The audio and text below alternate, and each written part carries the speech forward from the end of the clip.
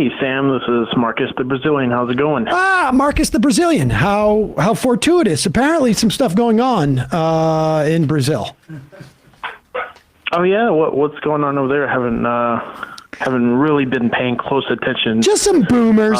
Just some boomers going to tour the Capitol and the Supreme Court and the executive residences. Just some boomers going out for a stroll. Oh, I see. So just some casual fascists trying to replicate stuff going on over here. How flamboyant of you to call them fascists. My goodness. Whoa. What an alarmist. Yeah.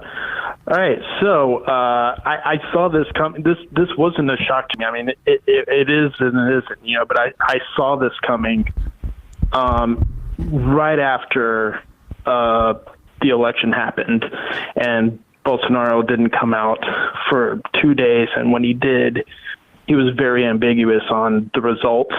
And then you saw his supporters all over the country, and also showing up in the Capitol in Brasilia, upset, repeating the playbook of Trump here in the United States of, election fraud, which they were doing months before, the election was over.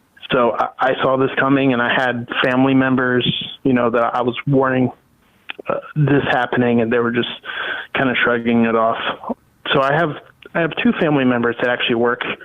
They're journalists over in Brazil, and they agreed with me. This is not good. Bolsonaro's like a dangerous person.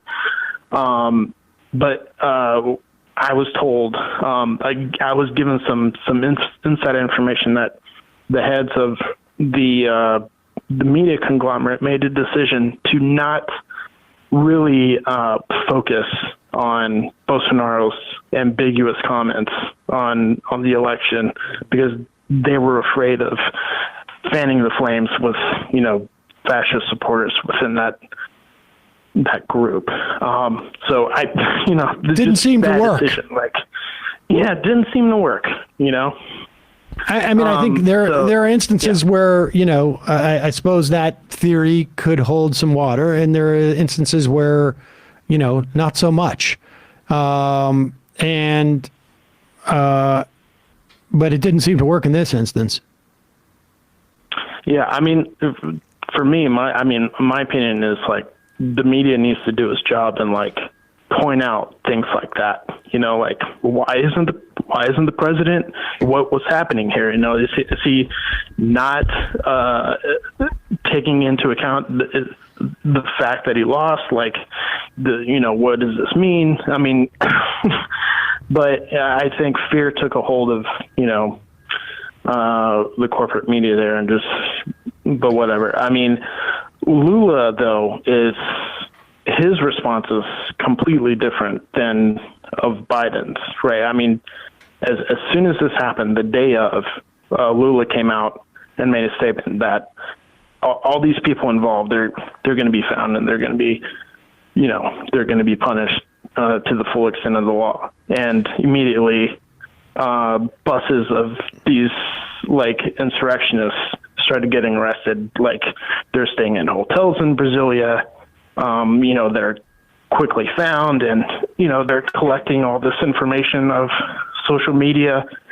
I mean, there was a lot of people there. It's a lot of work to just, but it's really upsetting to see these people, it's just so hypocritical and ironic that these people are holding Brazilian flags and wearing Brazilian football jerseys and going in and destroying government buildings and art that's been there. There was one video of one of these people holding the Constitution from 1988, I believe, or 86, and holding it up, and it's these people are clearly anti-democratic and they call themselves patriots. I wonder where they got that nomenclature, right?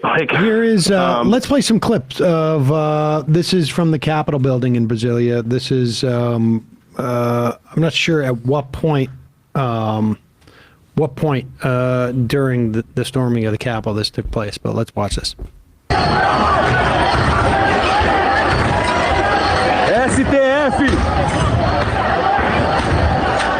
Turning the dividers into rams. It's wild.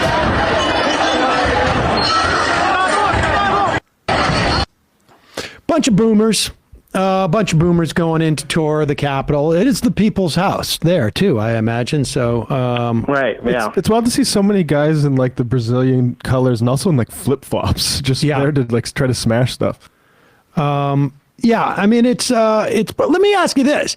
Were you, like, I've talked about this in the office, and I think I even said this the other day. Like, we've been, for the past, like, 4 or 5, like, week, we were getting footage Bolsonaro, like, first, like, walking around in, like, some type of condo association in, like, Orlando, just, like, saying hi to the people living there. And then there was, like, footage of him in a supermarket. And it's like, okay, I get it, but, like, what? I just remember thinking, like, why is the guy doing this? Why is he looking like, why would he make himself look so banal? Like he's already a retired, like, like he's walking around like he's a retired, like, New York City police officer, like walking around Florida, just like and yeah, I'm just on vacation. I really wanted to go to Disney World. Well, like, but honestly, because I know my first reaction was like, oh, Bolsonaro's in Florida. And I knew this because of all the video that I had seen over the past week of him in Florida, not even like on like an ostentatious vacation or something like that, but just going out in public at like literally at a supermarket. And that did not strike me as the behavior of a guy like Bolsonaro after he's lost an election. You're like, you know what, dude? I'm sending one of my security guards to go to the supermarket. I'm not going to go and be seen as just like this. But the fact that he had been so visible in Florida, in my mind, was like, oh, okay, he wasn't there. And I don't know. I can't help but think like I'm not planning a coup alibi tour. It's like, I'm not involved in anything. I've been in Florida going to the supermarket. Everybody can see that. There's video of it. Right. Yeah. Super convenient. Also, he probably feels like pretty safe being in Florida. I mean, Mar-a-Lago's not just a few steps away, I don't know if I'm speculating if he's met with Trump or Bannon or whatever. My brother actually made a pretty funny comment saying if Ron DeSantis really wants to piss off Trump, he'll extradite Bolsonaro back to prison.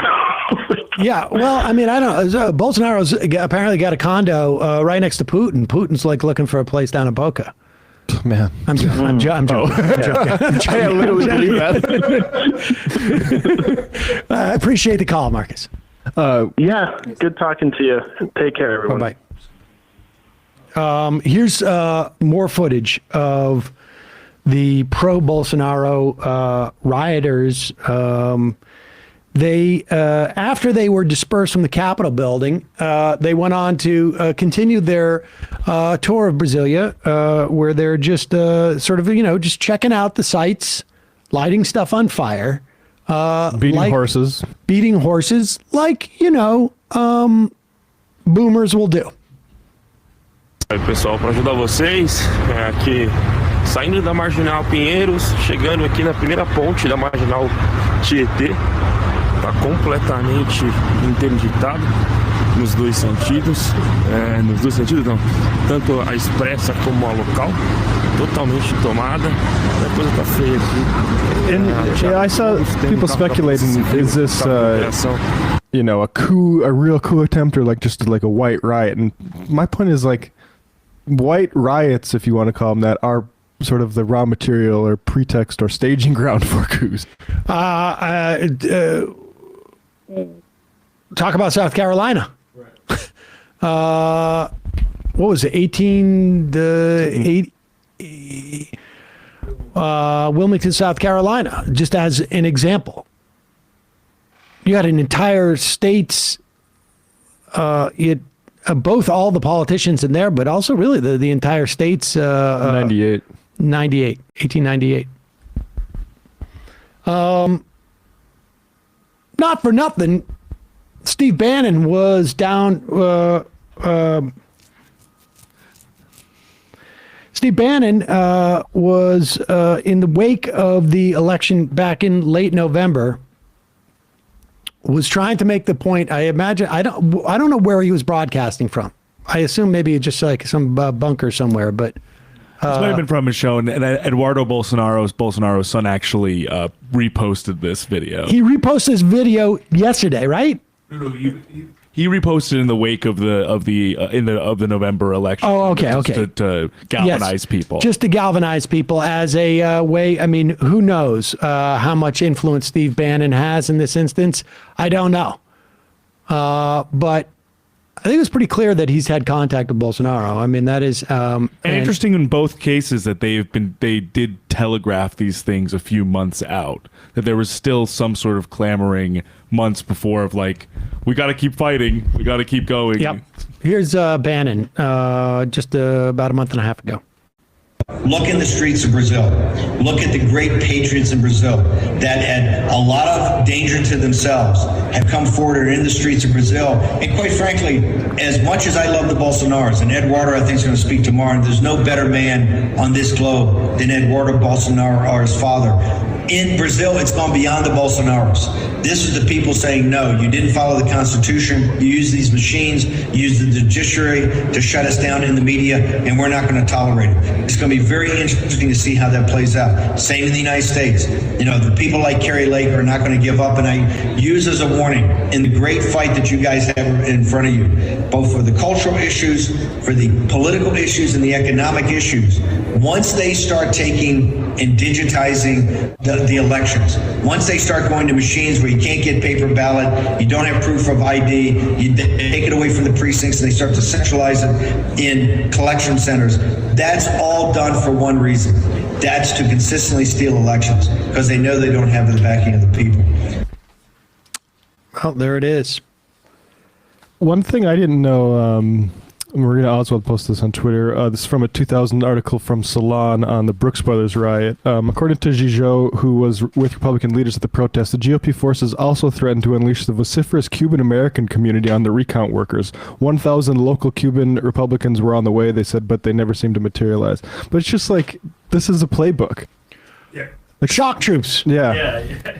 Without a doubt.